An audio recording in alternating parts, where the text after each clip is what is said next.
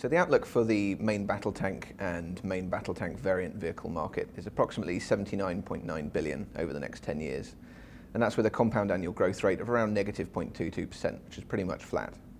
The reason for that flat forecast is that the traditional markets in the West are reducing their budgets through the middle part of the decade, but that's being somewhat offset by increased spending in the emerging markets, most notably in the Middle East and Southeast Asia. The US M1, the German Leopard 2 and the Russian T90 are the top platforms by production spend over that forecast period, and all three of those have seen quite lucrative contracts for large volumes of vehicles over recent years, as well as already having large established global fleets that are going to have considerable revenues associated with sustaining those fleets. If we look instead at the top platforms in terms of volumes of platforms that have been procured, the T72 comes to the front, which we've seen over 20,000 of those produced over the last several decades. However, the US M1 and the Leopard 2 remain in those top positions. So looking at the main battle tank market, there's only one genuinely new vehicle being produced, and that is the Armata main battle tank, which is currently in production in Russia.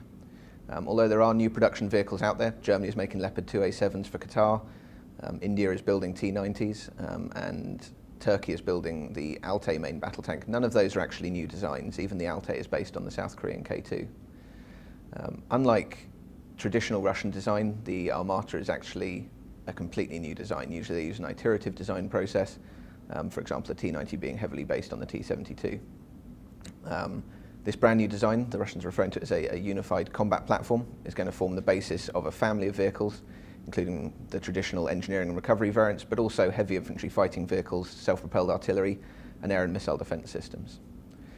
The program actually has a very ambitious timescale, with the platform due to enter service from 2016. And it is understood that the platform was shown to selected defense officials in Russia this year and will potentially be rolled out to the public in 2015. So it's very unlikely that we're going to see any new main battle tank systems before 2040 or even 2050. For now, the focus is going to remain on sustainment of existing systems and upgrades to their capability to try and maintain their competitiveness through to that period. By the time they get there, they're going to be looking at being 50, 60 or even 70 years old. So there's going to be substantial work done on C4ISR, battle management and electro-optics on those systems. Survivability is everyone's buzzword since the war in Afghanistan, and so that's going to be another real focus. Now, both of those, the C4ISR and the survivability, bring in substantial demands on the vehicle's engine and power generation, both electric and physical engine power. And so those are both going to have to be looked at in time.